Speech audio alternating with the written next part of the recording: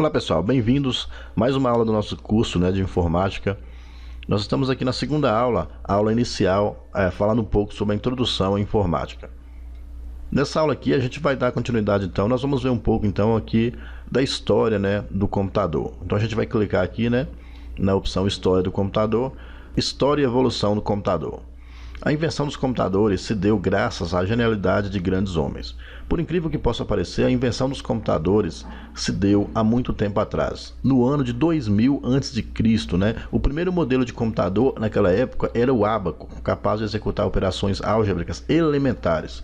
O ábaco é um antigo instrumento de cálculo, formado por uma moldura com bastões ou arames paralelos, dispostos no sentido vertical, correspondentes aí cada um a uma posição digital. Exemplo aí, unidades e dezenas, e nos quais aí estão os elementos de contagem, fichas, bolas, contas, que podem se deslizar livremente. Com isso aí, a gente poderia então fazer aí somas, semelhante a uma calculadora. Bom, vamos avançar aqui para a próxima parte, falar um pouco sobre Blaise Pascal, matemático, físico, filósofo francês, inventou a primeira calculadora mecânica, no ano aí de 1642.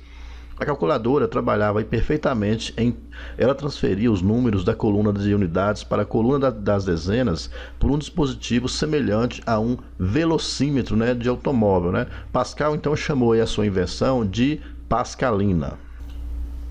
Bom, outro aí é o Charles Babbage, considerado aí o pai do computador atual. Ele então é considerado o pai do computador. Ele construiu em 1830 o primeiro computador do mundo, 100 anos antes de se tornar realidade. O projeto de Babbage apresentava desvantagem, mesmo com essa desvantagem ele impressionou o governo da época. Ele teve aí a ajuda de Ada Lovelace, e junto com ela começou um projeto aí mais ambicioso, que era aí conhecido aí como máquina analítica. Vamos avançar aqui para a próxima parte. Grande parte então da arquitetura lógica e da estrutura dos computadores atuais provém então dos projetos de Charles Babbage, que é lembrado aí como um dos fundadores da computação moderna. Os computadores dessa época eram conhecidos aí como calculadoras mecânicas e elétricas. Essas calculadoras aí eram construídas à base então de relé. Por isso essas máquinas aí eram tão grandes, Já nos anos 30 existiam aí as válvulas eletrônicas, muito usadas aí nos rádios. Um daqueles antigos rádios possuía aí mais ou menos uma dúzia de válvulas eletrônicas. As válvulas funcionavam como relés, mais sofisticados. Eram aí muito mais rápidas, que os relés comuns, mas tinham o inconveniente aí de durarem pouco tempo, Após as cerca de 1000 horas de uso, as válvulas queimavam, assim como ocorre com as lâmpadas. Era então aí necessário a troca da válvula queimada, Vamos avançar aqui. Em 1946 foi inventado o primeiro computador eletrônico, de grande porte, conhecido então aí como ENIAC, Bom, então o ENIAC aí foi um computador aí que fez história na época, pertencente aí à chamada primeira geração de computadores construído aí na Universidade da Pensilvânia, Apresentava aproximadamente 18.000 válvulas, e ocupava aí o espaço de uma sala inteira, Ele pesava incríveis 30 toneladas e foi construído aí para ajudar o exército americano na Segunda Guerra Mundial.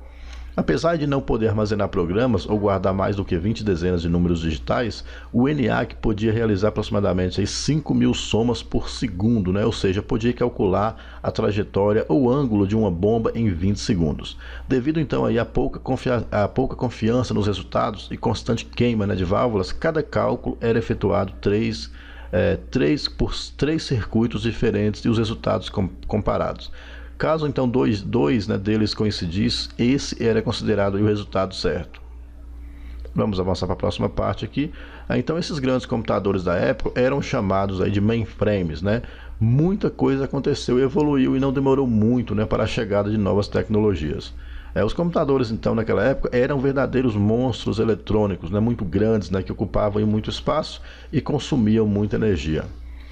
Com o rápido desenvolvimento dos transistores, ou transistores, entre 1952 e 1960, os tubos de vácuo tornaram então obsoletos, passaram aí a não ser mais usados, e foi então esse avanço tecnológico que permitiu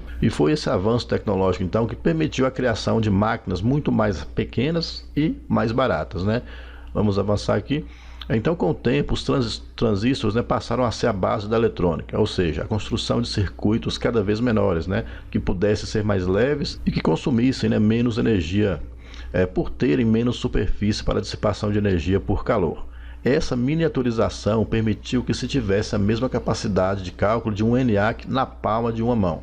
A diminuição de tamanho fez também diminuir a quantidade de energia necessária e o custo caiu com a produção em série, né, dos novos processadores. Então aí nos anos 60 iniciou-se a terceira geração de computadores, né? A terceira geração de computadores foi então nos anos 60, né? Utilizava então a tecnologia de circuitos integrados, então aí os conhecidos CI. É uma técnica de microcircuitos onde os transistores eram encapsulados em uma única pastilha, né? Formando assim então os chips. Vamos avançar para a próxima parte, né? E a partir daí não demorou muito, né, para a chegada dos circuitos integrados, né? E com eles o nascimento dos microcomputadores desktops, ou também conhecidos aí como computadores de mesa. Bom, a quarta geração de computadores tem seu marco inicial com o surgimento aí então dos microprocessadores. Integração, né, em grande escala. Tem-se aí a quantidade de transistores encapsulado em uma única partilha, né, ampliada aí, aumentando a velocidade dos computadores e possibilitando a resolução de seu tamanho e o surgimento dos computadores pessoais. Vamos avançar aqui para a próxima parte, né? Vamos falar então um pouco dos microprocessadores, né? O microprocessador aí, ele é um pequeno chip, né, que cabe na palma da mão. Nós podemos dizer que esse chip é o cérebro do computador. É ele que executa os programas, faz os cálculos e toma, né, as decisões de acordo com as instruções armazenadas na memória. O primeiro computador pessoal moderno completou 37 anos. Então, aí no dia 12 de agosto de 1981, a IBM lançou o IBM 5150, né? O aparelho pessoal aí, graças ao seu preço relativamente acessível, né? Suas configurações potentes para a época, né? E sua interface aí amigável, então aí se tornou, né, um marco na história dos computadores com aí o IBM 5150. Vamos avançar aqui para a próxima parte.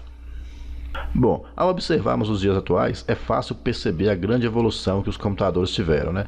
Baseado então nisso, não tem, né, como não se perguntar o que ainda está por vir, né? Como será o futuro? É certo de que não há limites para o crescimento, né, tecnológico. Hoje nós estamos então aí vivendo, né, a era dos computadores de mão, né, conhecido aí como tablets e smartphones, né?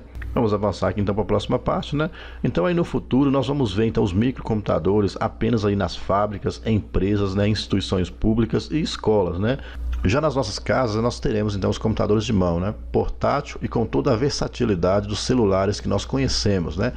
Então aí as antigas gerações passam e novas gerações nascem e juntos com elas aí novas tecnologias. Vamos avançar aqui a próxima parte. Então, com isso nós chegamos então aqui ao final do primeiro capítulo do nosso curso, né, dessa parte de introdução à informática. Aprendemos então até aqui, né, um pouco sobre a informática e também um pouco sobre a história e evolução dos computadores, né? Bom, pessoal, então eu vou terminar essa aula por aqui, né? Foi uma aulinha aqui rápida falando um pouco sobre a história e a evolução dos computadores, né? Na próxima aula nós vamos dar continuidade então no nosso curso. Então, como sempre, boa sorte para vocês e até a próxima aula.